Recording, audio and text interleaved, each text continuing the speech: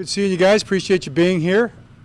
Beautiful day for football, and we're looking forward to getting to work. We've started already, meetings and walkthroughs, and now we're looking forward to practice. What questions you have? Does it feel good to actually play another AFC North game this late in this your second one of the season? Yeah, well, it's exciting. You know, we're playing the Browns, one of our rival teams for sure. Sunday night football. Couldn't be more exciting than that. How big is it to go into this, 5 games of division games still, up a game or two and looking down at the division rather than looking up? Well, it's just, it's the middle of the season. No matter how you slice it, there's a lot of football to be played, and what's going to happen is going to be determined by, how we play the rest of the way and how many games we win. So that's what we're focused on. Coach Miles Garrett is a guy you know pretty well. He's got 13 sacks this year. How do you slow him down? Well, you got to know where he's at, and it's not just him. I mean, they've got two great edge players. Both those guys are great players. They're proven guys. Aren't they both number 1 picks in the draft, I think? And we respect them both, Miles Garrett and Clowney, and 90 and 95. I mean, we know their numbers, so we'll be looking for them, and we'll have a game plan for those guys, and we'll do our best. Coach, Baker Mayfield's had an eventful couple of days criticizing his own fans. Would it be nice for the Ravens fans to be nice and loud on Sunday night? And are you preparing for him and or Case Keenum?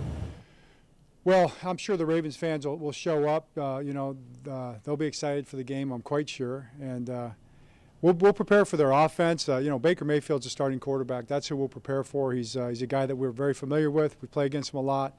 We have tremendous respect for him and what he's capable of doing, what he's done. We know what his abilities are. And of course, Case Keenum is another guy that we've played quite a bit too. And they both play the offense, similarly. So there's not too much difference in terms of preparing for the two different quarterbacks, but we're preparing for Baker Mayfield. As a follow-up, is that kind of something you've gotten used to? Because the last 2 weeks you faced 2 different quarterbacks. Yeah, well, we've had some practice at that, yeah. John, do you expect Lamar to be out there today? Yeah, he's at the walkthrough. He's in the meetings. He'll practice today. Coach, with a player like Westry or any player that gives up a big play and then might be inconsolable after a game, how does he get over it? Is that something the player has to get over on himself, pull his big boy pants, or do coaches help other players, help them through it, or what? That's both, right? I mean, it's both. He's a very confident player. He's a young guy. He's learning. He understands that. He's a humble person. He's also a very determined person. And he's you make the corrections and you go play the next play. It's say corners have to have a short memory. Well, there you go.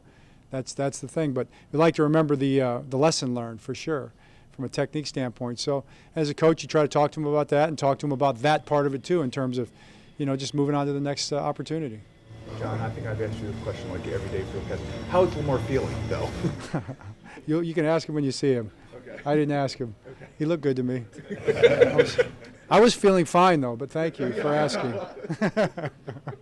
never showed up in the injury report, though. Coach, what do you remember about the 2 meetings with the Browns last year? I believe one of them, Lamar, had just come back from COVID, and the other, obviously, was a split. I remember almost everything about him. I mean, anything specific that you want to ask about?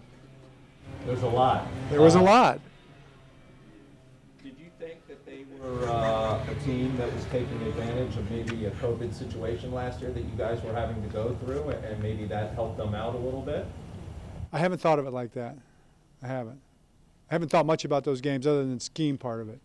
I mean, really honestly, Jerry, the things that we've looked at from those 2 games are what they've done, how they lined up, how they played us, what plays they ran, what defenses they called. That's really what you look at. The other parts of those games are kind of in the memory banks.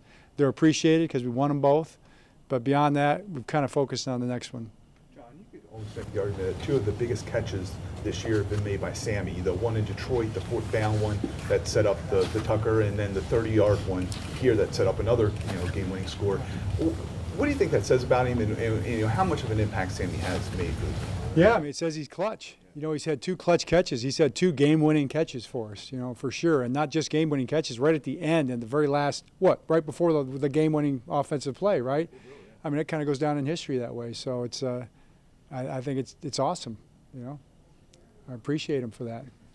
John, Bozeman's obviously a perfectionist, but Is there anything with the snaps from the last couple of weeks that concerns you at all, or would you like them to be a little more consistent and precise with those? Always. I mean, we chase, really the center has to chase perfection. As much as we're in the pistol and the gun, that's something he has to chase perfection. It's hard to be perfect, but he knows, he's doing well. He's snapped well all year. But there's a lot of snaps to go, and he wants to keep putting those right there. Tracy McSorley gets claimed off the practice squad.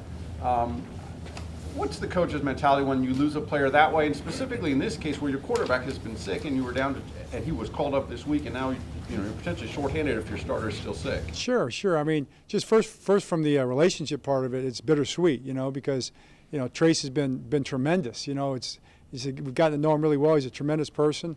I just personally just love being around him. He's a pro. He's a great guy. And he's good for our team. So that's the bitter part of it. The sweet part of it is that it's a great opportunity for him. He's going to get an opportunity to go there and have a chance to possibly play, and be on the 53-man roster for the rest of the season. That's a big deal, in a lot of ways. For our situation, it's a little bit of a hole we'll have to fill, and we'll have to figure out how to do that real soon.